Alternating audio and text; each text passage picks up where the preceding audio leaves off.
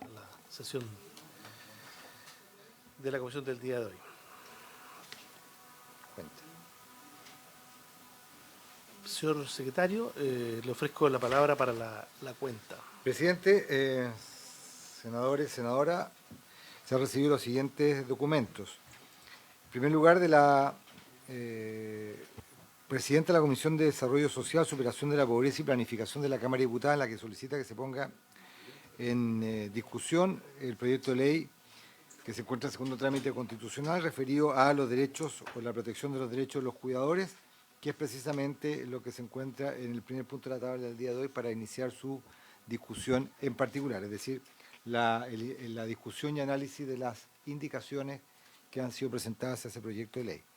Luego del defensor de la niñez, Anuar Quesille, envía una copia del oficio 1128 de este año, con el cual adjunta un informe de recomendaciones para la formulación del proyecto de ley de presupuesto 2025 en materia de niñez y adolescencia.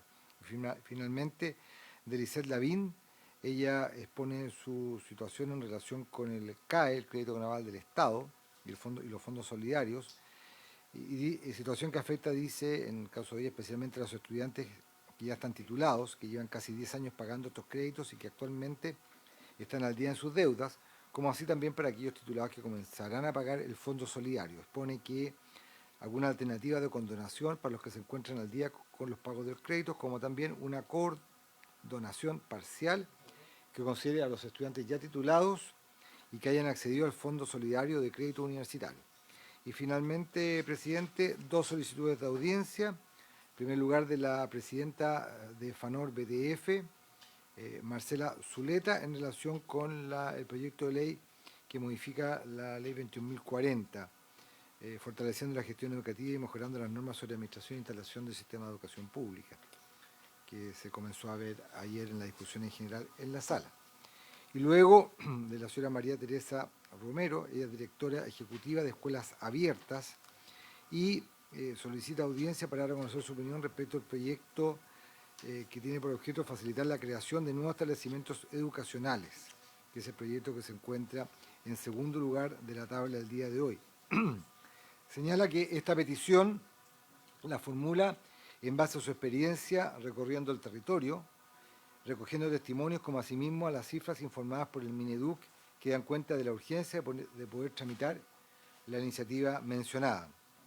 El artículo de demanda insatisfecha impuesto en la ley de inclusión ha hecho que se hayan cerrado a cota 552 colegios con subvención del Estado. A modo de ejemplo, en lugares como Copiapó o Antofagasta, señala ella, no hay más escuelas de calidad sin violencia ni agresiones, forzando a la familia a enviar a sus hijos a esos lugares, o bien no tiene más remedio que sacarlos del sistema. Eso, señor presidente, es la cuenta. Muchas gracias, señor secretario. Bueno, está también ya conectado ya el subsecretario de Educación Superior a raíz de los temas que aquí se han sido planteados recién en la cuenta. Tal vez podríamos compartirle al subsecretario los antecedentes que nos entregaron, ¿no es cierto?, del caso de los deudores. Perfecto, ¿Sí? se lo remitimos. No sé si sobre la cuenta hay algún otro punto antes de pasar al primer punto de la tabla. Yo también tengo un punto, pero primero el senador Gustavo Sangüesa, Ñuble. Gracias, presidente. Hemos visto en los últimos días noticias sobre la situación de la Universidad Alberto Hurtado. Entonces, quisiera, aprovechando que está el ministro, que está el subsecretario, si pudieran a lo mejor comentarnos cuáles son los antecedentes que existen. Esto normalmente genera mucha angustia en los estudiantes cuando comienzan estos rumores de que hay una crisis financiera, porque obviamente genera inseguridad respecto al proyecto educativo. Entonces, creo que es importante que podamos transmitir y tener una sola voz para poder contener parte de esa angustia o saber en qué situación se está. Y también en el último tiempo tuvimos en algún minuto la exposición sobre la situación de la Universidad Austral.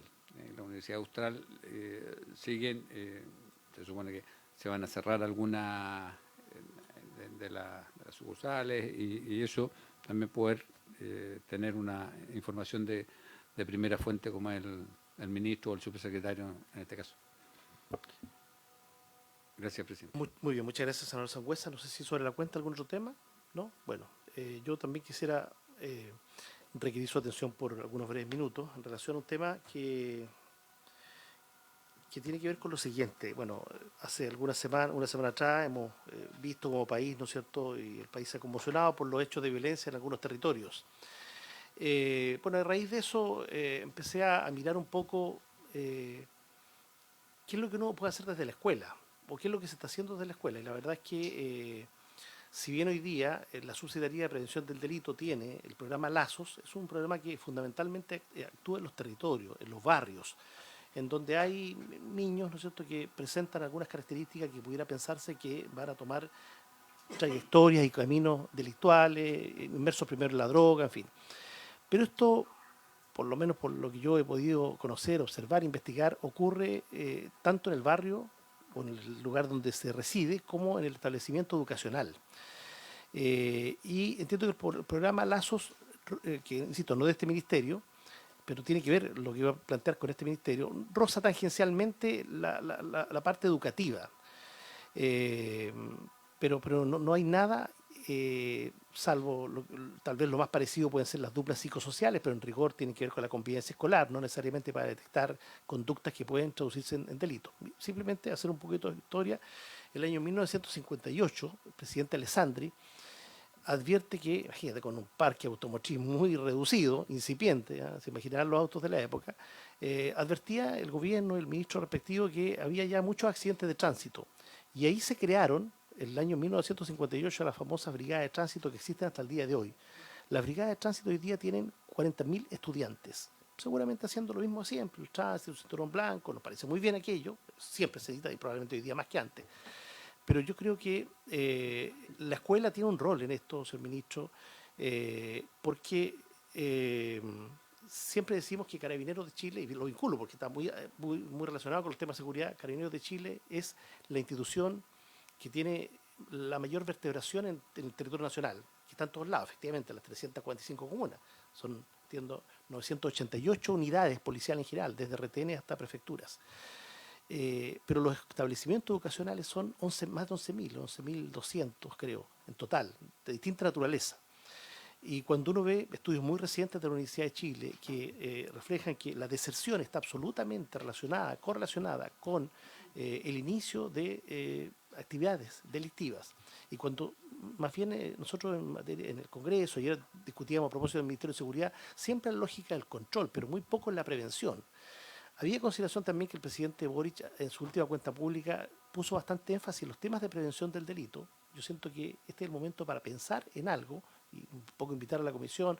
Esta breve reflexión se la estoy compartiendo en un documento a cada uno de ustedes, porque además, y con esto termino, hay un proyecto de ley que ingresó por la Cámara, ingresado por nosotros, pero ingresó por la Cámara, que tiene que ver con las duplas psicosociales justamente, con convivencia escolar, que es un proyecto entiendo bastante caro porque busca un liderazgo que no existe hoy día en los establecimientos educativos. Entonces yo siento que ahí nosotros, en el Chile de hoy, 80 años después de lo que vio Alessandri, o no tanto, 60, ¿sí?, más de 60 años, 66, de lo que vio Alessandri, nosotros hoy día debiéramos mirar una oportunidad también en torno a la prevención del delito. ¿Cómo no? Si hay valores, o sea, sin afectar naturalmente los procesos formativos, la calidad de la educación, la libertad de enseñanza, que son valores esenciales del sistema educativo. Entonces, un poco una invitación, ministro, también esto se lo compartió el presidente de la República, que le pareció bien, a Interior, pero especialmente creo que algunas cosas las podríamos hacer con el Ministerio de Educación.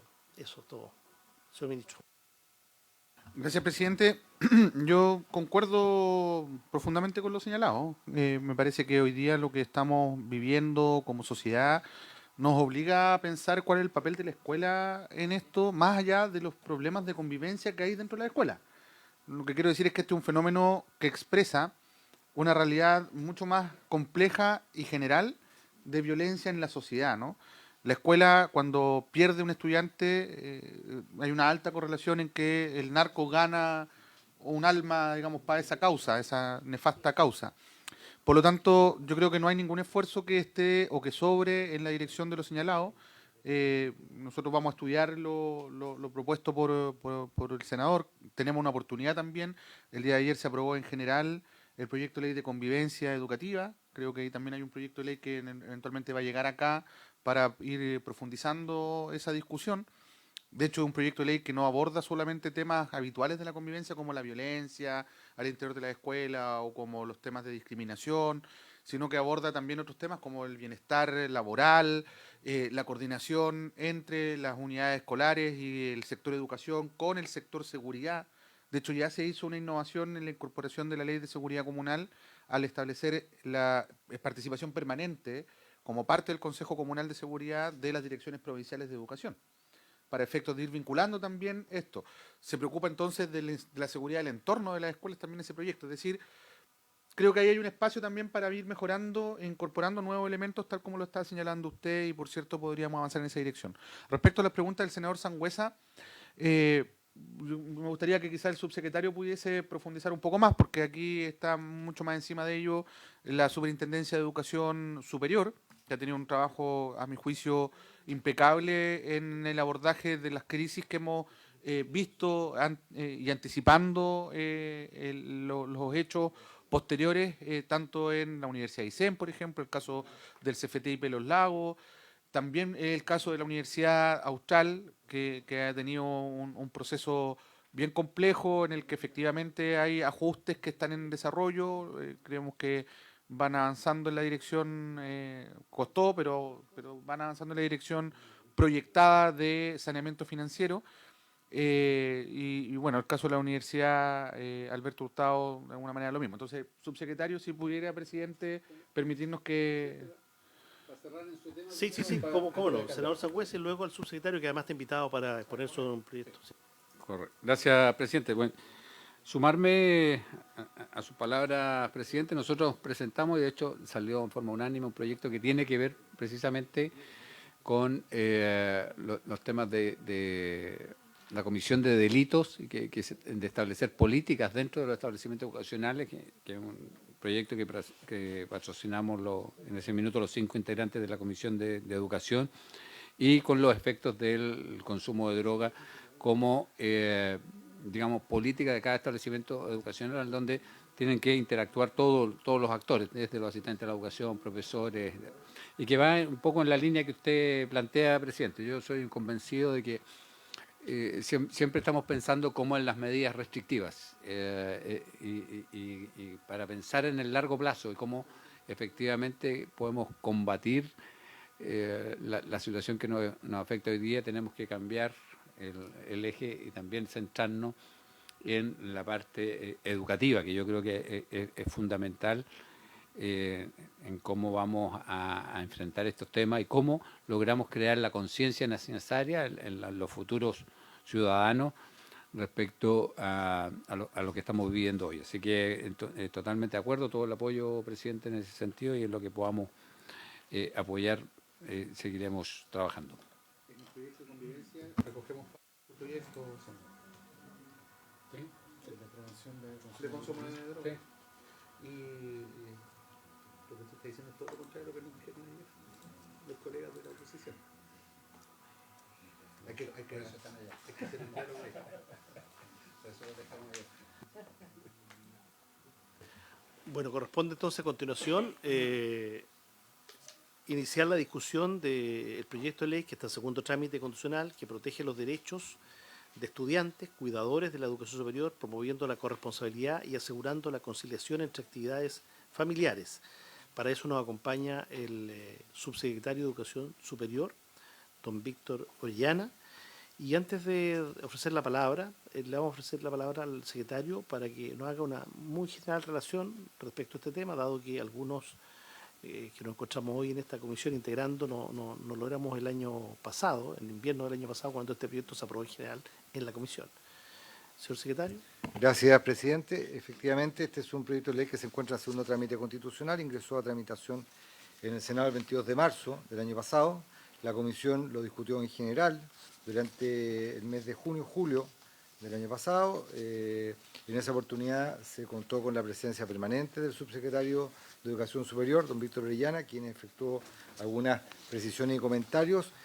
Agregar, presidente, de que durante la discusión en general, no obstante obviamente de expresar su apoyo a ella, los senadores y senadoras integrantes de la comisión expresaron sus ideas en cuanto a lo que debería guiar la discusión en particular, fundamentalmente para establecer diferencias entre estudiantes que son padres y madres y aquellos que cuidan a personas mayores o con discapacidad, precisar de mejor manera en qué se acreditará el carácter de cuidador, asignar mayores recursos para que las instituciones de educación superior puedan dar cumplimiento a la normativa propuesta, incorporar límites temporales a la posibilidad de suspender o prorrogar los estudios, introducir medidas de coordinación con el sistema salas cunas y jardines infantiles, aclarar normas que podrían generar confusiones interpretativas y finalmente fijar un plazo de entrada en vigencia aplicable a todo el articulado. Y en ese sentido, los senadores señora Aravena y señor Sangüesa han formulado 29 indicaciones a este proyecto de ley, que corresponde obviamente que la comisión comience en el día de hoy, como usted lo ha señalado, su discusión y votación para los efectos de que el proyecto pueda continuar su tramitación legislativa y pueda ser discutido en particular por la sala del Senado. Eso, Muy bien, muchas gracias, secretario. Le ofrecería entonces la palabra al subsecretario de Educación Superior, don Víctor Orellana, para también un contexto general de esta discusión que ahora iniciamos y, por cierto, también para referirse a lo señalado por el senador Gustavo Sangüesa. Y luego vamos viendo indicación por indicación. La primera es de la senadora Aravena y el Ejecutivo, como siempre, podrá ir, aunque esté telemático, pues también hay parte de su equipo acá, puede ir comentando cada una de las indicaciones. Le ofrezco la palabra, señor subsecretario. Muchas gracias, presidente. No sé si se escucha bien. Primero quisiera ofrecer mis disculpas por no poder estar allá de manera presencial. Recibimos la citación una vez que ya teníamos una reunión muy importante, una situación, uno de los casos que nos adelantamos para que no se transformen en casos críticos con una institución de educación superior y teníamos que esa mañana de trabajo agendada, así que y había costado agendarla, así que les pido las disculpas correspondientes, me hubiese gustado estar allá. Quiero hacer algunas precisiones sobre el presidente, lo que preguntaba o planteaba el senador Sangüesa por su intermedio, presidente. Primero señalar que a nivel agregado, la salud financiera y la educación superior tiende a mejorar. Hace algunos años teníamos cerca del 24% de la matrícula en instituciones con precaria salud financiera y hoy día tenemos solo el 3% de la matrícula en instituciones con algún problema o alguna indicación de parte de la superintendencia respecto a su salud financiera.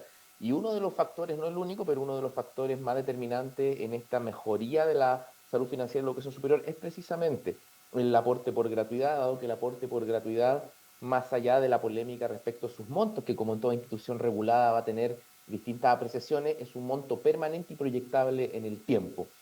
¿Dónde está la raíz estructural de algunos de los dilemas que tenemos hoy día en materia de financiamiento? Primero, en el sistema de financiamiento que tenemos, que hasta ahora no estaba calculado en base a los costos reales y reportados por las instituciones ni a su complejidad y calidad. Por lo tanto, no teníamos instrumentos, digamos, como esto se calcula en un P por Q, es decir, en un determinado monto por matrícula, tener varios problemas de naturaleza estructural asociados a ese tipo de financiamiento, pero dentro del marco que nos ofrece la ley estamos avanzando a una regulación arancelaria en base a costos que esperamos permita enfrentar esto de mejor manera en las instituciones que están con gratuidad. Ahora, este 3,5% de la matrícula que está en alguna institución con riesgo financiero y donde hay algunos casos críticos como los que se ha planteado, en general, nosotros lo que hemos ido al observarlos uno a uno, tiene que ver con un sector, con un sistema que había adquirido una inercia en el incremento tanto de su cantidad como de su valor unitario. Para poner un ejemplo, en las últimas décadas los aranceles crecieron 30% sobre la inflación, al mismo tiempo que creció la matrícula en un porcentaje importante. Entonces era un sector que estaba acostumbrado a un crecimiento tanto en el P como en el Q. Al amesetarse el crecimiento allá por el año 2017, 2016, y luego con el efecto de la pandemia, el año 2020, el sistema experimenta una ralentización importante en su crecimiento de la matrícula. Por lo tanto, es un sistema que se va a ver forzado, en nuestra opinión, a actuar con un poco mayor eficiencia.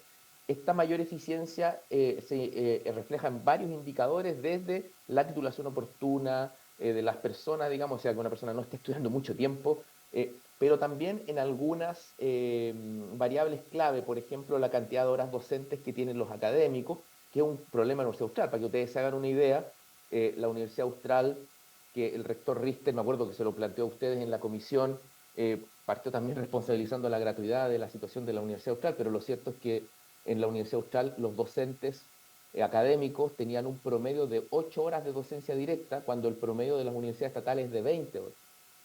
Entonces usted comprenderá que si tiene un promedio de 8 horas de docencia directa de sus académicos, esa es la razón por la cual la Universidad Austral tenía 3 plantas académicas, la planta formal, la planta adjunta y los profesores hora, eso vuelve una estructura de costos muy alta, la docencia, además de una gestión, a nuestro entender, poco moderna, que son cuestiones que el propio vicerrector económico ha declarado en prensa, y por eso la Universidad Austral está en un proceso de ajuste y también de modernización, no es solo un ajuste, es un proceso de modernización.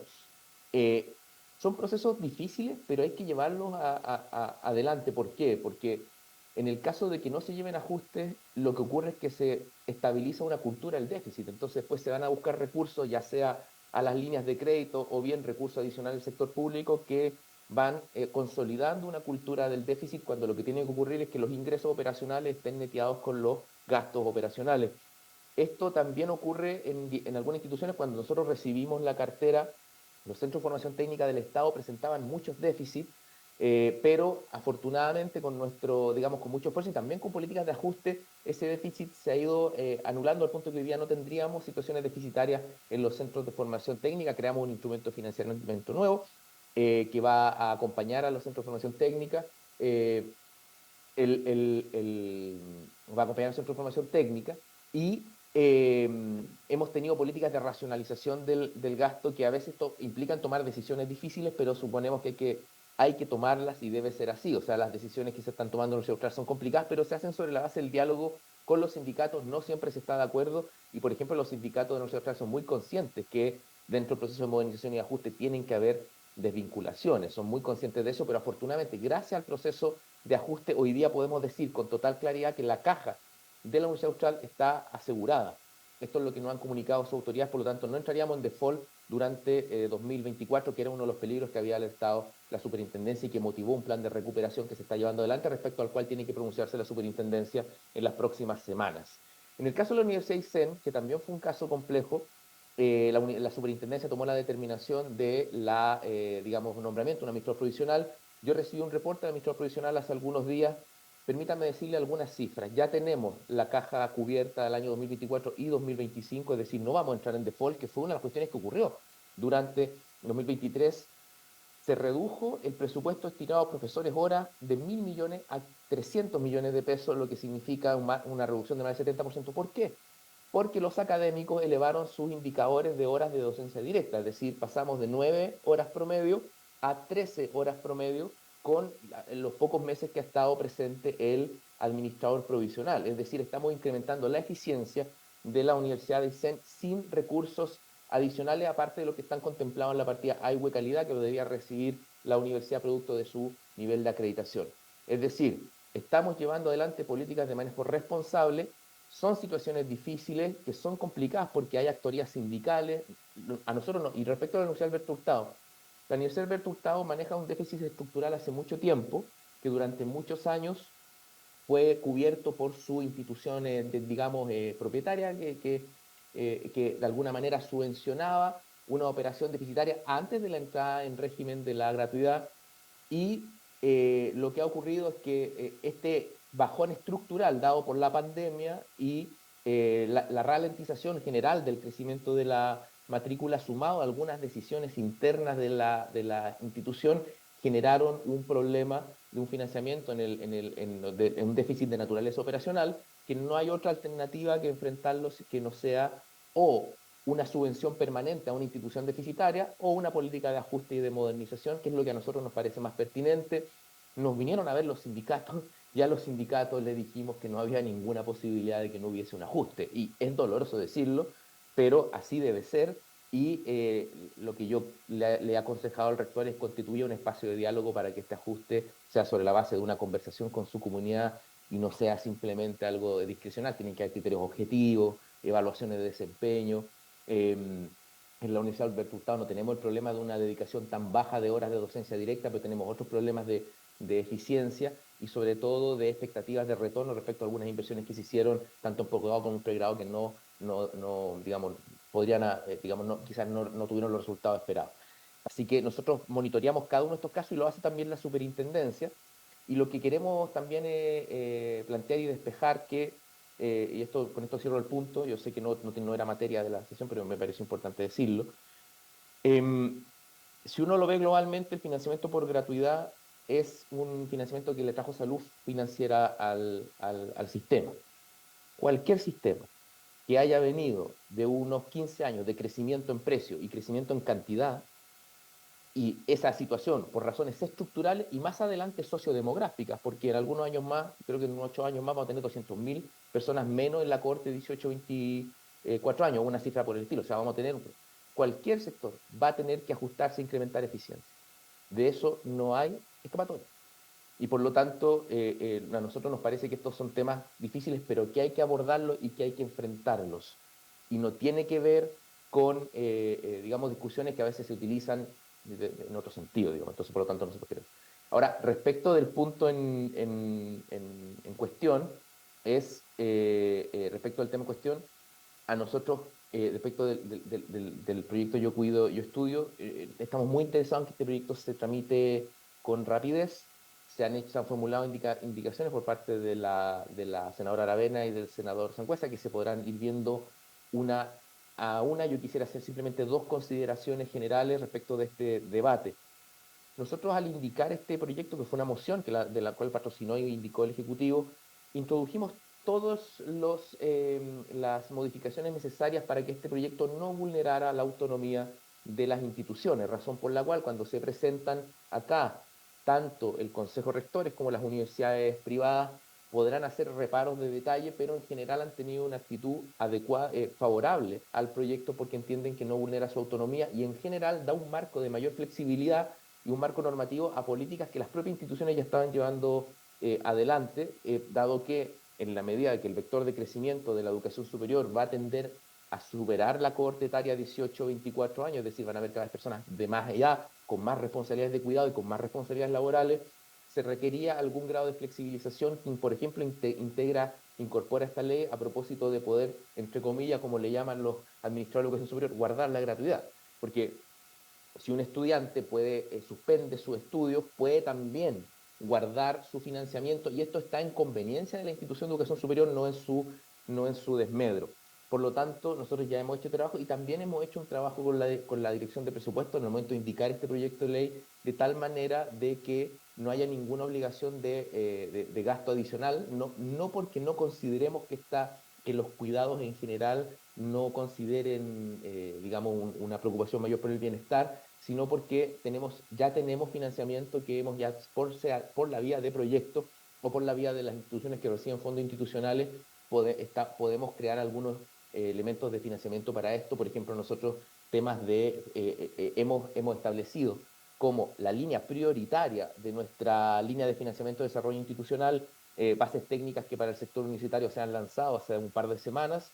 La línea prioritaria es la flexibilización curricular, es decir, la adaptación de las trayectorias académicas para las situaciones actuales, que implican, entre otras cosas, flexibilización para temas de cuidado. Vamos a avanzar a un 30% componente online en los programas presenciales, lo que va a permitir mayor flexibilización también. Esto implica una serie de cambios académicos, por lo tanto, nosotros vamos a contemplar a través de nuestras distintas iniciativas algunos grados de financiamiento para estas materias, pero no están encadenados necesariamente a este proyecto de ley, que más bien tiende a introducir algún grado de flexibilidad en la progresión académica para las personas que están en situación de cuidado, dado que, y esto es muy importante recalcarlo, estas flexibilizaciones están en beneficio de las instituciones, dado que cuando hay problemas de retención, es decir, de deserción, como se le decía antes, las personas al segundo año o primer año abandonan. En general, cuando se trata de mujeres, abandonan por razones de cuidado o razones laborales, y esto termina dificultando los propios indicadores de calidad de la institución de educación superior. Es decir, con esta flexibilidad, las instituciones van a tener mayores elementos para poder enfrentar procesos de acreditación. No es lo mismo que tú tengas un estudiante en un centro de formación técnica que tiene 2 hijos y que de repente simplemente deja de ir, y eso formalmente para la institución es una situación de deserción, y por lo tanto eso es penalizado por nuestro sistema de aseguramiento de la calidad, a que esa misma mamá que tiene 2 hijos, haciendo uso de la flexibilización que da esta normativa y por lo tanto la posibilidad de guardar su financiamiento, establezca a través de un proceso y diga, mira, yo estoy suspendida por tal razón, y eso ya no es un indicador de deserción para la institución, sino que no la afecta, digamos. En ese sentido, nos parece que cautelamos el beneficio de las instituciones, y tendríamos que ir revisando una a una en la discusión particular las indicaciones, y también yo disponible a establecer la opinión del Ejecutivo en cada una de estas, cada una de ellas, si así se requiere. Así que ojalá que este proyecto pronto sea ley. Es un proyecto que esperan las comunidades, que esperan las instituciones,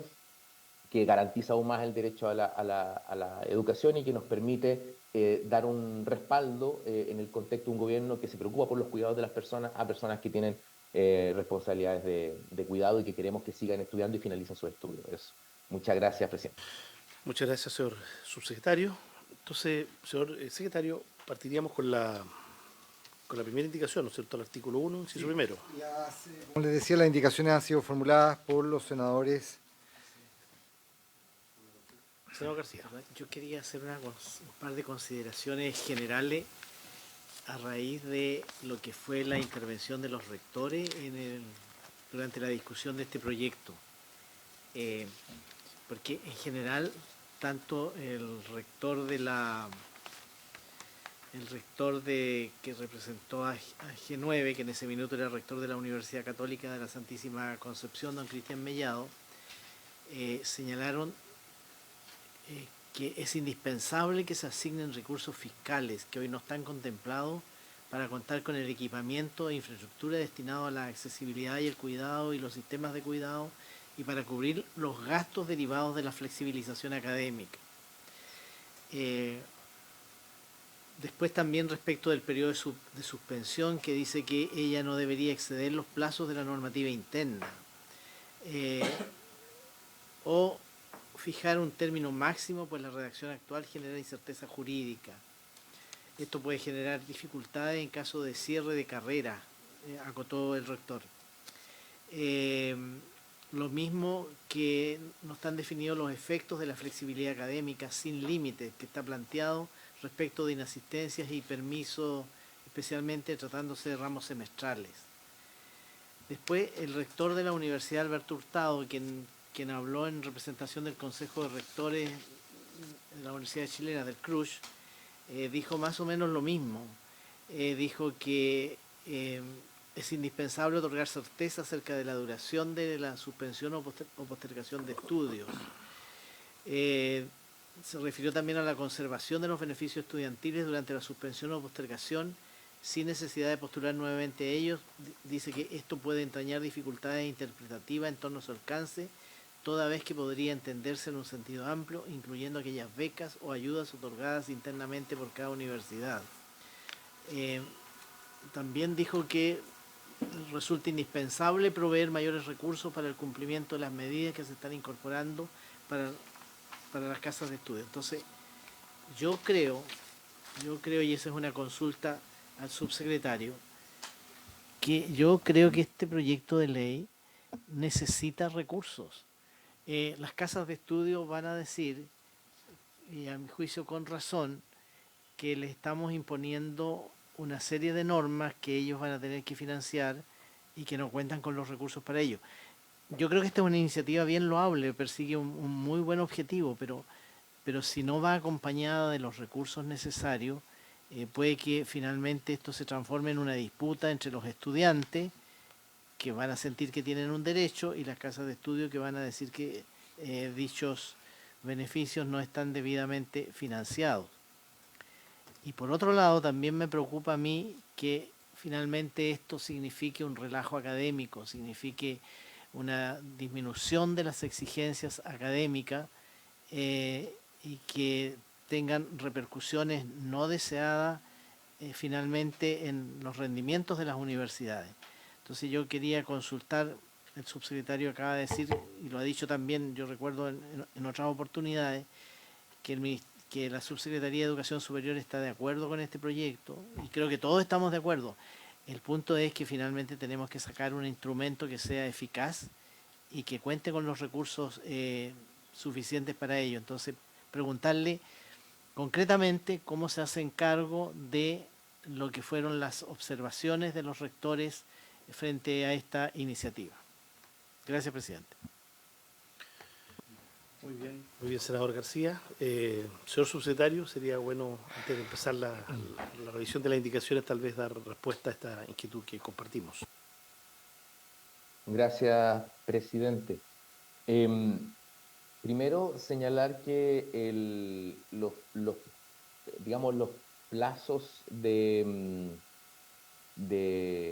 suspensión tienen que volverse compatibles con el resto de la regulación y las normativas internas de las instituciones. Yo creo que es atendible la situación de que uno puede haber una especie de suspensión permanente, ¿no? Uno no puede estar en una situación permanentemente suspendido y no se trata de eso el sentido del proyecto. Por lo tanto, eso se tendrá que buscar alguna solución al respecto por, digamos, puede ser vía legal o administrativa también en un reglamento o en lo que fuere, ¿no? Así que eso de partida nos parece, no está en el espíritu del proyecto abrir una puerta para que haya una suspensión permanente en los estudios. Eso también tiene complicaciones como las que señalaba el senador. Ahora, voy a referirme a materia de financiamiento. Cada vez que hay una modificación regulatoria, naturalmente, y no solo en educación superior, en general, la tendencia dice, chuta, pero esto requiere financiamiento. Y la respuesta a eso es que cometeríamos a nuestro juicio un error si a cada una de las nuevas determinaciones regulatorias vamos en la misma ley o por ley suministrando distintos financiamientos. Y esto tiene consecuencias prácticas, y no es que no tengamos un compromiso con el financiamiento, lo voy a detallar adelante, pero, por ejemplo, ¿cuánto sería un financiamiento razonable para materias de esta naturaleza? Y luego, ¿cómo lo distribuiría? Si lo distribuimos vía fondos concursables, yo puedo decir que ese financiamiento ya existe, ya está disponibilizado. Falta que las instituciones... Si es por la línea digamos, de los fondos institucionales, que sería una opinión mucho más adecuada desde el punto de vista nuestro, lo que ocurre es que a veces nos faltan los indicadores. Nuestros fondos institucionales o se distribuyen por criterios históricos o se distribuyen por criterios de desempeño, muchos de los criterios que tendrían que estar siendo revisados. Voy a poner un ejemplo. Según Senadis, para llegar a atención universal, al menos en la red Truch que recibe aportes institucionales, necesitaríamos, para llegar a atención universal, es decir, que no haya ningún estudiante con discapacidad que no tenga los ajustes necesarios para poder llevar adelante sus estudios, en los convenios que tenemos con Senadis nos faltan 780 millones de pesos en toda la red del Consejo Rector, que es una cifra totalmente disponibilizable, considerando que, por ejemplo, el aporte fiscal directo son 240.000 millones de pesos, el basar por desempeño son como 70.000, el AIWE son cerca de 100.000, es decir, hay recursos para eso. Lo que ocurre es que no tenemos indicadores en los fondos institucionales para establecer estos montos. Lo que vamos a hacer desde la Subsecretaría de Educación Superior durante el año 2024 y 2025 es reorganizar a través de la potestad reglamentaria del Ejecutivo estos fondos, estableciendo precisamente estos indicadores, no solo respecto de flexibilidad académica y los equipamientos que se requieran o acondicionamientos que se requieran para esto, sino, por ejemplo, una temática como la famosa, el tema de la salud mental, que también estamos discutiéndolo en otro proyecto de ley de moción parlamentaria presentada en la Cámara. Lo que nosotros queremos hacer es poner indicadores y suministrar un financiamiento razonable respecto a los costos que efectivamente este tipo de ajuste, porque de lo contrario empezamos en una discusión de que necesito recursos respecto de cualquier regulación que no tiene ningún parámetro racional para adecuarse. ¿Qué quiero decir con esto? Usted revisa los estados financieros, por ejemplo, de una institución privada masiva que digamos, habitualmente participa en estos debates y que plantea que requiere recursos adicionales para estas materias. Uno revisa su estado financiero y termina el año con 20.000 millones de resultados operacionales positivos. Otra institución que también participa termina el año con 50.000 millones de resultados operacionales positivos, digamos. Por lo tanto, uno podría decir, yo ya estoy suministrando un financiamiento más que suficiente para llevar adelante estas materias y no tendríamos punto racional de discusión. Por lo tanto, lo que yo comprometo, senadora, por su intermedio presidente, es que durante la revisión de la reorganización de los fondos institucionales indiquemos que estos componentes sean parte de un polinomio de costos que las instituciones tengan, para efectivamente dar cuenta de este tipo de demanda, llamémosle de las demandas de la educación superior del siglo XXI. Y siempre señalar que a pesar de todo, a pesar de que estamos en ajuste fiscal, nuestro gobierno lleva a las universidades del Consejo Rector y a sus fondos institucionales, sea G9 o sea universidades del Estado, más de 30.000 millones de aumento presupuestario acumulado en lo que va de gobierno, y espero terminar el gobierno con un aporte mayor en ese sentido, de aporte permanente, es decir, hemos entregado recursos adicionales. En suma, yo lo invito a la Comisión también a participar de este rediseño del financiamiento institucional para colocar estos polinomios, solo que si lo vinculamos a este proyecto de ley, vamos a caer de nuevo en un financiamiento vía capa de distinta naturaleza, que es precisamente lo que vuelve tan complejo el manejo de esta situación. Y nos pasa, por ejemplo, con el programa PASE. A mí me gustaría, lo hemos conversado con el ministro, que quizá el programa PASE pudiera tener una dimensión más robusta en la institucionalidad del país, de tal manera de que el financiamiento PASE pueda interactuar con otro tipo de financiamiento que reciben las instituciones. Hoy día son partidas y asignaciones que son presupuestariamente diferenciadas, así como ocurre con los 14 fondos institucionales que reciben las universidades por distintas naturalezas. Es lo que yo podría decir del financiamiento, y me parece que los comentarios de los rectores, si bien en general tienden a solicitar mayor financiamiento, no obsta ello que tengan una visión favorable del avance de este proyecto. Muy bien, si despejan las dudas, ¿no es cierto?, de los señores senadores, el planteamiento hecho por el subsecretario, ¿sí?, procederíamos entonces a revisar la primera indicación. Don Gustavo. Tengo una duda. Porque en ninguno de los proyectos estamos convocados a votar. Yo no tengo problema que comencemos a votar, pero ¿cómo lo vamos a hacer porque estamos convocados para 2 proyectos?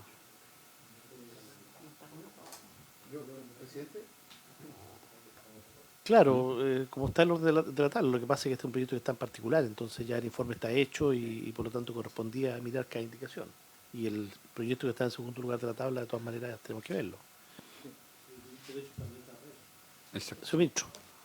Presidente, mire, yo sugeriría lo siguiente. Yo creo que, a ver, es un tema bien complejo el que se plantea y no es trivial desde el punto de vista de lo que implica para las instituciones y cómo esto se puede ir resolviendo. Estoy de acuerdo con lo que plantea el subsecretario. Yo sugeriría lo siguiente. Van a ser cerca de las 1:30, nos queda media hora de sesión, que es bastante poco, es decir, no vamos a lograr avanzar significativamente en la discusión de las indicaciones, y al mismo tiempo no vamos a poder tocar el segundo punto de la tabla, que también es importante a propósito del debate que hemos estado llevando adelante con Nueva Educación Pública y los complementos que esto tiene. Yo sugeriría, propongo humildemente y respetuosamente, presidente, que nos demos un plazo para que en la siguiente sesión podamos retomar la votación y particularmente tocar la votación, habida cuenta de que el martes, en lo que conversamos con el presidente del Senado por su intermedio, presidente, deberíamos votar en general en la sala el proyecto de Nueva Educación Pública, dándonos 3 semanas de plazo para indicaciones, 3 semanas porque íbamos a pedir 4 originalmente. Como esta semana sería como retrasada, la votación no es retrasada desde el punto de vista del trabajo, y así no altera el cronograma completo. Entonces, 3 semanas estaríamos con posibilidad de poder discutir este proyecto, mientras en paralelo vamos trabajando las indicaciones de NEP, lo que nos da tiempo para que la Subsecretaría de Educación Superior, junto con su equipo técnico, subsecretario, si usted lo tiene a bien, pueda despejar esto, más en particular con los senadores de la comisión, en orden de identificar si es posible seguir avanzando y con qué ritmo en este proyecto, de manera tal que todos estemos bien tranquilos y convencidos. O sea, lo que no creo que sea bueno es que avancemos en una discusión en la que no estamos convencidos, porque al final del día podemos salir de acá, pero nadie nos asegura que salgamos de la sala, porque estos temas se reproducen en la sala con una discusión distinta a la que se da acá, con mucho menos profundidad, menos conocimiento de los temas, más presionado por los stakeholders. Por lo tanto, yo lo que sugiero es eso, ¿no? Que podamos darnos esta semana de aquí a la próxima sesión para que la subsecretaría trabaje con los equipos de los senadores y senadoras, que en las semanas que tenemos hasta la presentación de las indicaciones a NEP se pueda abordar el trabajo de este proyecto de ley para su despacho, ojalá antes, no tiene por qué ser las 3 semanas, y en particular poder entrar con más certeza, claridad respecto a tus puntos, y así nos da un espacio para que podamos tocar el siguiente tema de la tabla. A mi juicio, yo sugiero poder ordenar de esa forma la discusión, si ustedes lo tienen bien, presidente. Sí, yo no tengo inconveniente. Siempre quiero, quien está en esta función aquí, trata de dejar a resguardo también las atribuciones que tiene el presidente de la comisión siempre, de la convocatoria. Y en este caso fue bastante clara que era para pronunciarnos en particular de este proyecto, que ya estaba aprobado en general y por lo tanto no cabía otra cosa, pero la sugerencia que hace el ministro, y yo entiendo que los senadores están de acuerdo en eso, por lo tanto invertimos el orden. Agradecemos, ¿no es cierto?, la disposición que siempre ha tenido el subsecretario Orellana, lo liberamos. Y pasaríamos entonces, si hay acuerdo de los senadores, al punto 2 de la tabla. En segundo lugar, el presidente había dispuesto como tabla comenzar con la discusión en general del proyecto de ley que se encuentra en primer trámite constitucional, que tiene por objeto modificar diferentes cuerpos legales para facilitar la creación de nuevos establecimientos educacionales. Corresponde este proyecto de ley, hay una minuta en sus carpetas, para los que lo quieran consultar, que establece cuáles son los principales objetivos de esta iniciativa legal. Agregar simplemente, como les digo, está en sus carpetas la minuta y pueden ustedes consultarla para ver cuáles son los principales objetivos de este proyecto. Reitero, es una iniciativa que fue presentada por las senadoras Aravena y Núñez y por los senadores García, Sangüesa y Walker. Este proyecto consta de 2 artículos permanentes y también un texto comparado que también está en la carpeta de los senadores integrantes de la comisión. Y el proyecto tiene por objeto facilitar la creación de establecimientos educacionales con la finalidad de tener una mejor y más amplia oferta educacional que asegure la continuidad y la estabilidad del servicio educativo. Está en tramitación en el Senado, en primer trámite constitucional y en primer trámite reglamentario, desde el 16 de abril recién pasado. Eso, señor presidente. Bueno, no sé si le damos la palabra a los autores. Primero, valoramos el gesto que tuvo el ministro en el tema anterior. Yo no creo que la actual candidata a la alcaldesa de Las Condes, cuando fue ministra, hubiera tenido un gesto como este a la oposición de la época, aquí en la comisión, digo. No, muy bien. Muy bien. Don José García. Independiente, sí. No da peleas que saben que va a perder. Con relaciones similares, te digo. Ah, bueno. Sí, bueno, El colega Monte estaba al otro lado. Ah, sí. Aceptaron.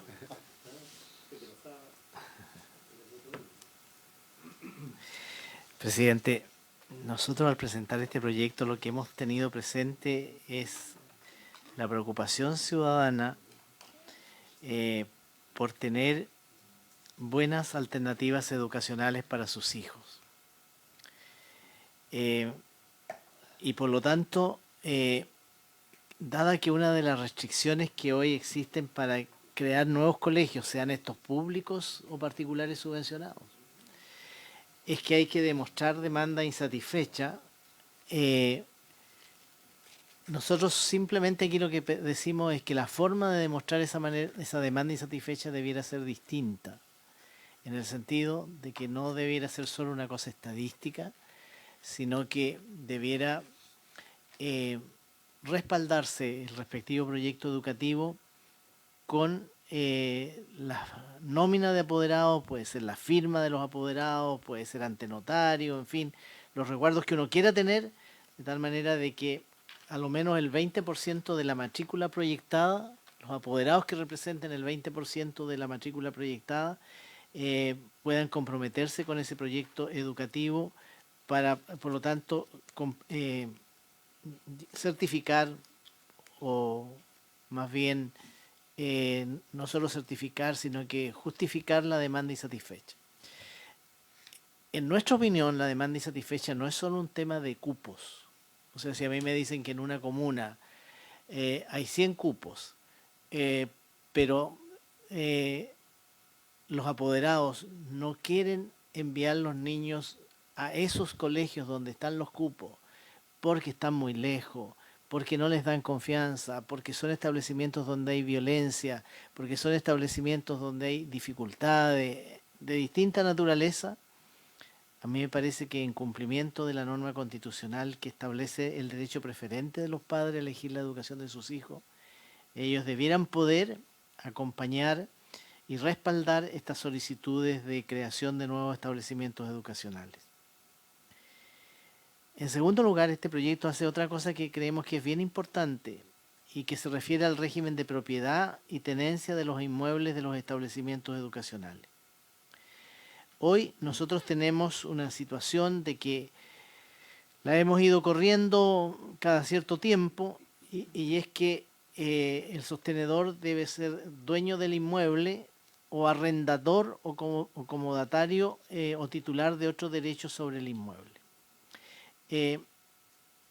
Y finalmente esto de los arriendos, esta autorización de ocupar los arriendos, arriendos que por lo demás están completamente regulados, que tienen que ser el 11% del avalúo fiscal, etcétera, lo hemos ido autorizando y postergando, pero también eso significa muchas veces de que hay problemas jurídicos cuando fallece el sostenedor, hay problemas de mantención de esos edificios porque las mantenciones son caras y por lo tanto nosotros creemos de que no debiera haber dificultad para autorizar los arriendos de manera permanente en cuanto sigan siendo arriendos regulados. Y por lo tanto lo que estamos haciendo también es permitir que ello pueda resolverse.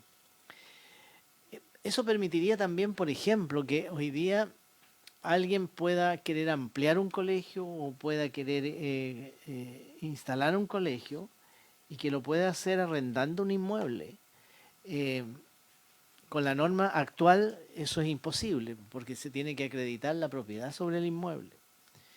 En fin, yo creo que todo el tema arriendo de inmuebles para el buen funcionamiento de los establecimientos educacionales debiéramos regularlo en una norma de carácter permanente y no transitoria como la tenemos actualmente. Eso le daría enorme tranquilidad, daría certeza jurídica a los sostenedores de los establecimientos educacionales. Esas son las ideas matrices de este proyecto y por lo tanto a nosotros nos parece que a lo que apunta es a que las familias, los padres y apoderados y por supuesto también los niños, niñas y adolescentes tengan más y mejores alternativas para elegir la educación y para elegir los establecimientos educacionales donde llevar adelante su proceso de enseñanza-aprendizaje. Eso, presidente. Muchas gracias. Muy bien, senador García. Senador Sangüesa, luego el Ejecutivo, luego la senadora Avena y el Ejecutivo a continuación. Gracias, presidente. Bueno, agradecerle al ministro la disposición. Ayer lo conversamos y hoy día da una muestra del cumplimiento de la palabra. Yo creo que es muy importante seguir en esa línea de que podamos efectivamente ver un proyecto que desde nuestro punto de vista tiene una necesidad y una urgencia. Y eso es, por eso es lo relevante que comencemos a discutirlo, porque esto nosotros esperamos que logremos ponerlo en régimen ya para el próximo año. ¿Y por qué la urgencia? Bueno, todos vimos a principio de año la gran cantidad de alumnos que estaban sin matrícula. Este es un sentir ciudadano, pero que también afecta un derecho que está consagrado en nuestra Constitución, que tiene que ver con el derecho a la educación. Y además, y ayer se lo planteé yo al ministro respecto a alguien que me habló en términos del sistema de salud, donde me decían, en realidad, si para el Estado es mejor que existan estas alternativas, porque podemos hacer de mejor manera lo que se hace en lo estatal, en la medida que, bueno, se referían a la ISAPRE, que en la medida que mayor cantidad de gente está en la ISAPRE, financiándose su sistema de salud, queda mayor cantidad de recursos para financiar el sistema público. Y acá a lo mejor pasa algo parecido. En el fondo, la manera de poder focalizar de mejor manera y a lo mejor de enfrentar de mejor manera lo que estábamos viendo al inicio con el planteamiento del senador Quintana respecto a diferentes acciones que tenemos que hacer para combatir la delincuencia, el narcotráfico. Esto en el fondo, si uno lo empieza a mirar de manera global, en la medida en que podamos establecer políticas públicas, es absolutamente complementario a la educación particular subvencionada. Desde mi punto de vista, si bien es cierto, puede aparecer como una incompetencia, pero yo creo que son más bien complementarias dentro del sistema educativo si yo lo miro como un todo, porque al final tenemos que preocuparnos de cada uno de nuestros niños, niñas y adolescentes, independiente que estén en un sistema 100% estatal o en particular subvencionado. La responsabilidad no se le quita al Estado. Así que yo creo que este proyecto va en la línea correcta. Esta ha sido una de las grandes trabas que todos los sostenedores han planteado. De hecho, en la propia propuesta que hay para modificar la NEP, viene algo que va en la línea de que no estamos de acuerdo, pero en el fondo toca el tema en profundidad. Así que ojalá podamos irlos viendo en paralelo con el otro y poder también citar en la próxima reunión de comisión para su votación. Este lo vimos ya No, está en primer término para que podamos está votarlo luego Claro. para que podamos votarlo luego en general y algunos pueda invitados pasar, también, yo pasar. creo.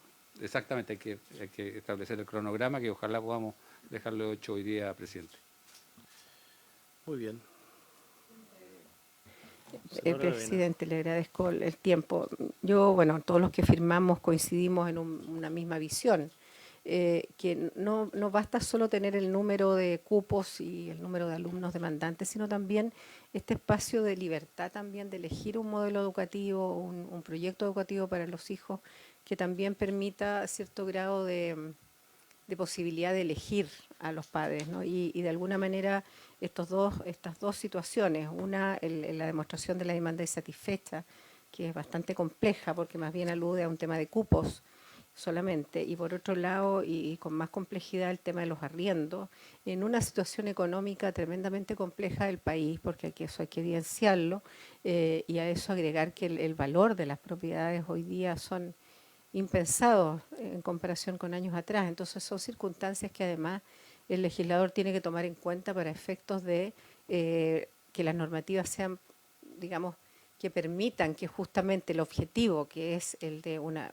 buena educación de calidad y que se acerque a los estándares que los padres desean, sea lo ideal. O sea, nosotros no estamos hablando acá necesariamente de hacer un cambio tan trascendental, sí, pero flexibilizar algunas normas que hoy día en la práctica están proyectando una dificultad en la oferta desde el 2027. Eso ya está proyectado en función de que se acaba la posibilidad de estar arrendando y ya solamente debe ser propiedad. O sea, hoy día con el interés bancario, entendiendo que estos no son proyectos y ya hace mucho tiempo que sean rentables, sino más bien sostenibles a nivel de que los ingresos sean reinvertidos, está difícil pensar en que esto se proyecte en el tiempo. O sea, lo que va a pasar si esto no se norma de otra manera es que en 2027 el Estado debiera proveer de lo que el sector privado a través de subvenciones no va a poder entregar en los casos de que no haya sido posible adquirir propiedades. Y eso es una realidad hoy día compleja desde el punto de vista habitacional y va a decir desde el punto de vista patrimonial. Eso solamente. Gracias, presidente. Bien, muchas gracias, senadora Carmen Gloria Avena. Yo quisiera brevemente, no entramos en profundidad en este tema, pero un par de ideas que se me vienen a la mente luego escuchar a los autores. Yo primero quiero decir que no tengo ningún prejuicio ideológico en relación a este tema. Cada vez tengo menos prejuicio ideológico, pero particularmente yo creo que en esto, en la educación, sobre todo por la realidad que tenemos educativa en los establecimientos, que tenemos que hoy día actuar con bastante pragmatismo también, pero también mirando la evidencia. Efectivamente, este es un proyecto que aborda lo que se denomina la demanda insatisfecha, entonces también deberíamos ver cuál es la oferta posible, considerando muchos elementos. De hecho, el subsecretario de Educación Superior hablaba de las trayectorias futuras respecto de cómo van a cambiar también demográficamente. Uno podría pensar también que demográficamente vamos a tener en el futuro menos estudiantes en estos niveles, en la educación general, y podríamos eventualmente tener lo que ocurrió con la jornada escolar completa en algún momento, que nos quedamos con elefantes blancos, edificios construidos sin uso. Pero no solo eso, creo que el recurso humano siempre es muy importante en esta situación. ¿Qué pasaría con los profesores? Yo entiendo, me gustaría también ver algunos datos, ¿no es cierto?, en qué está el tema del déficit de los profesores. Yo recuerdo que en plena pandemia se nos mostraron, a raíz de algunos proyectos de ley, algunas proyecciones que mostraban que hay una falta de profesores. Entonces vamos a ponernos a crear colegios y si no vamos a tener los profesores suficientes, me parecería que eso hay que verlo con el CPIP, no tengo idea con quién habría que invitar a alguna entidad técnica al respecto, sin perjuicio del Colegio de Profesores, desde luego, a pedir y corresponde escucharlo también. Eso por ahora, y también lo más importante creo yo es que qué va a significar esto en la sala de clase, más alumnos por sala, menos alumnos por sala, no sé, algunas cosas que sería bueno ir despejando en la discusión. ¿No? El señor ministro, no sé si quiere, perdón, el senador Velázquez, ¿le parece terminó la ronda de los colegas y el Ejecutivo cierra? Sí. Gracias, presidente. Sí, yo comparto el criterio suyo, creo que no sé si habrán llegado los tiempos de la calma, pero pareciera que este tema, como otros, se han dado los espacios para la reflexión sin, quiero ser cuidadoso en el concepto, no sé si la trinchera política o qué. Ahora, cuando se llegaron a estos cambios respecto a una buena cantidad de restricciones, no solo en el ámbito de la educación, sino que en una buena cantidad de temas en los que creo que se esperó demasiado para acercarnos a algún cambio, en el plano laboral, en el plano previsional, en el plano de la salud. Entonces, cuando esperamos tanto, probablemente nos pasamos al otro extremo en el ánimo la convulsión ciudadana, la demanda legítima ciudadana, yo diría que no, porque no fue una montonera de gente que en distintos periodos, desde los movimientos de los pingüinos, pasando por cada movimiento ciudadano, fue colocando temas. Me parece bien revisar lo que está ocurriendo, cómo no nos va a preocupar aquí en las regiones del norte, en donde la migración va a crecer, se va a ordenar, se va a regular, pero va a ser permanente. Hoy día la minera El Abra, presidente, anuncia 7.500 millones de dólares de inversión para el 51% que tienen como propiedad en la provincia de Loa, que implica una población flotante de nuestros compatriotas de regiones del sur que llegan al norte a trabajar con sus familias y que es otro tema social, la familia en la ciudad de origen y la familia en la ciudad donde se van avecinando. Otra cuestión para el Ministerio de Desarrollo Social, la familia, no, y qué decir de la demanda en términos educacionales.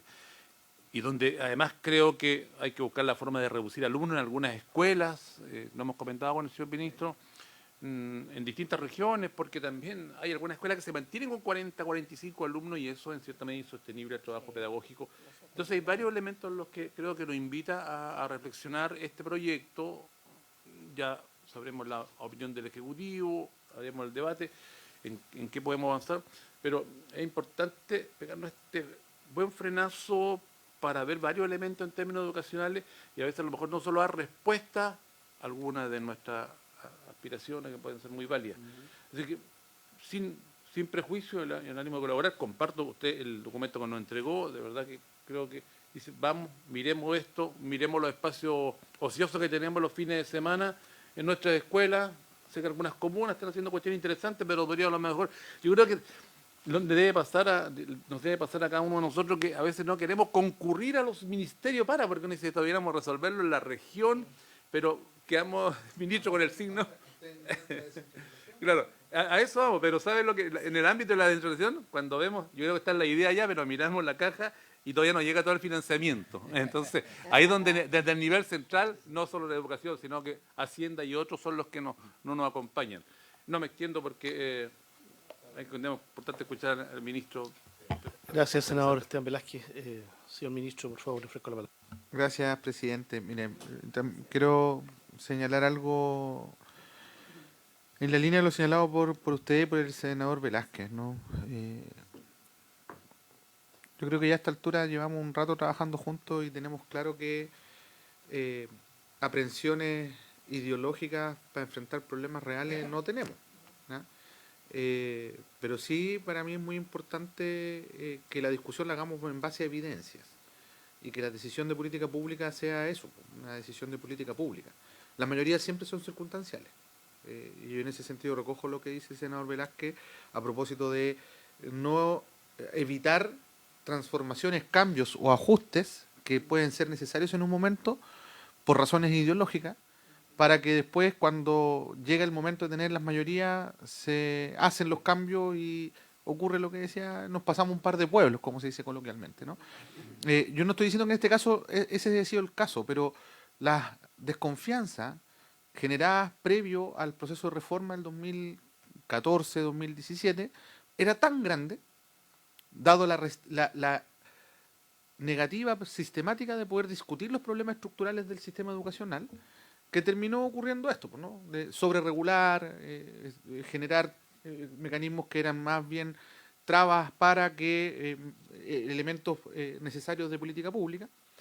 Y yo creo que eso es importante como un primer diagnóstico a propósito de una problemática que hoy día queja al sistema educativo, que es el problema de la falta de oferta educativa.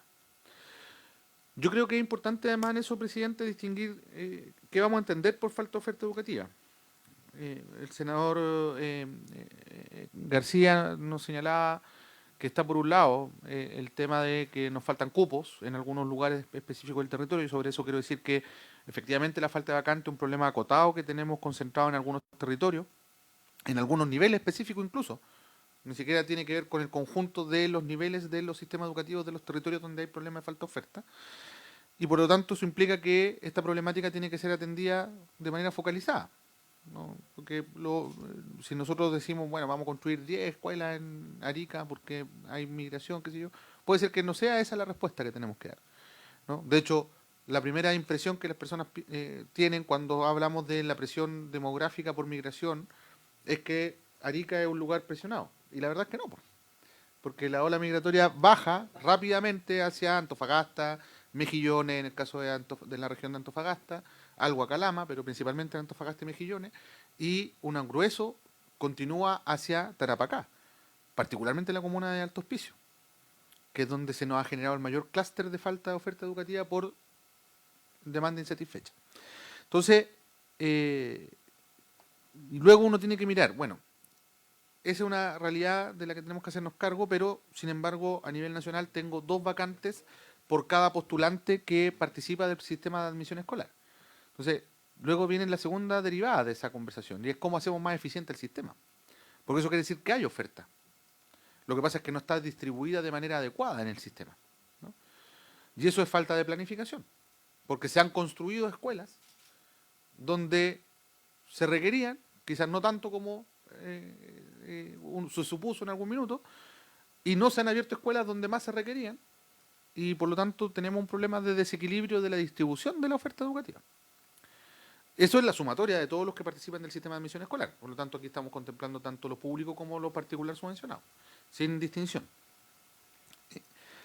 Por lo tanto, en ese sentido es que nosotros hemos iniciado un proceso de planificación de la oferta, de fortalecimiento de la oferta o de la matrícula escolar, que del 2022 al 2024 nos ha permitido generar más de 20.000 cupos nuevos en el sistema. 20.000 cupos nuevos es multiplicado o dividido más bien por la cantidad promedio de escuelas, no es un número menor de establecimientos educacionales que se han creado desde el punto de vista de los cupos, lo que no quiere decir que se han creado escuelas. Hemos creado más capacidad en las salas de clase, hemos recuperado salas de clase que antes estaban convertidas en bodega o en otro tipo de fines. Hemos abierto escuelas nuevas, sí, efectivamente. En el caso de Alto Hospicio, de hecho, abrimos una escuela nueva completa, que era una escuela que estaba cerrada y que la adquirimos para poder convertirla en un establecimiento educacional. Se llenó completa y aún así nos faltaban cupos en ese territorio. O sea, esa es la envergadura de la problemática, ¿no?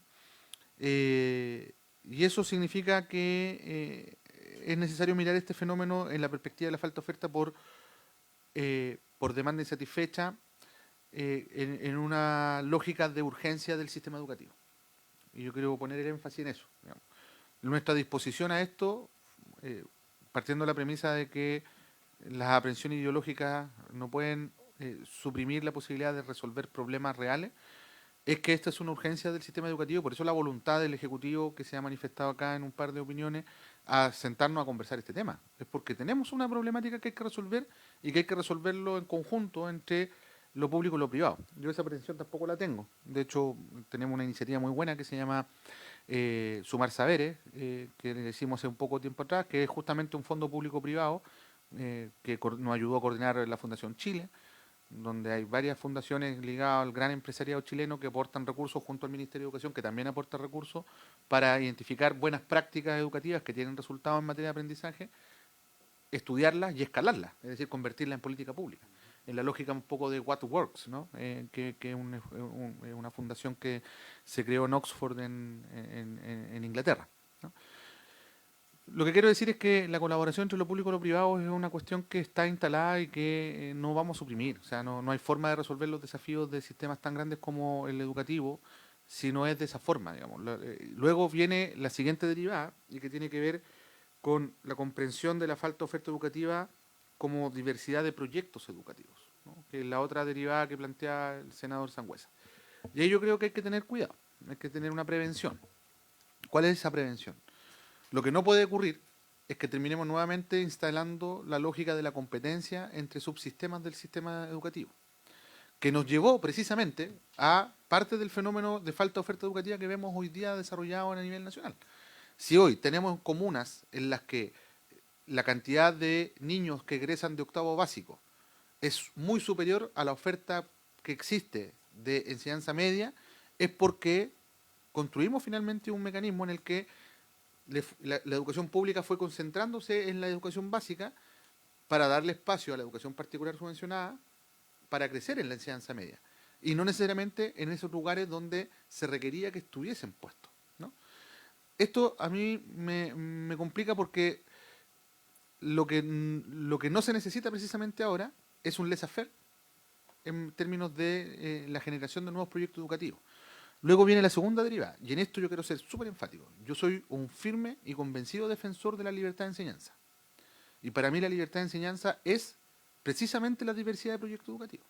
Es la posibilidad de que existan formas distintas de aproximarse a la educación de nuestros hijos que el Estado no puede proveer, porque la esencia del Estado es que es un Estado laico, que es un Estado que no puede meterse, digamos, en particularidades específicas, sino que tiene que ofrecerle la educación pública a todos los ciudadanos y ciudadanas.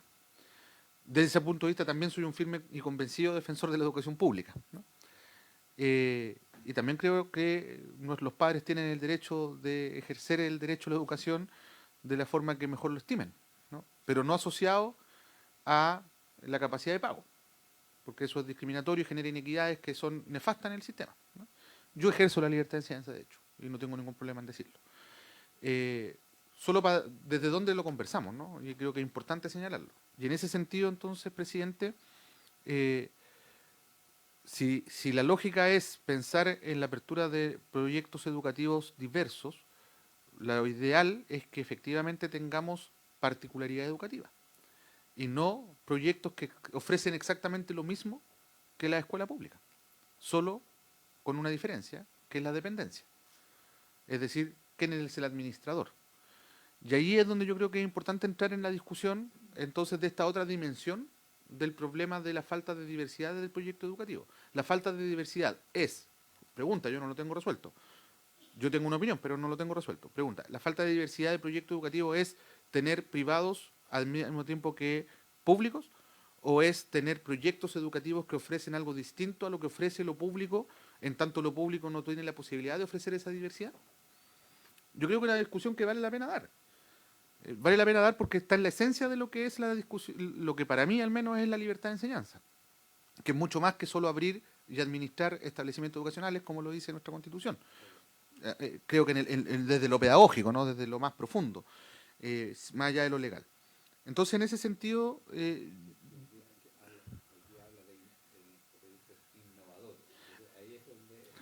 ¿qué tiene que ver con la...? Claro.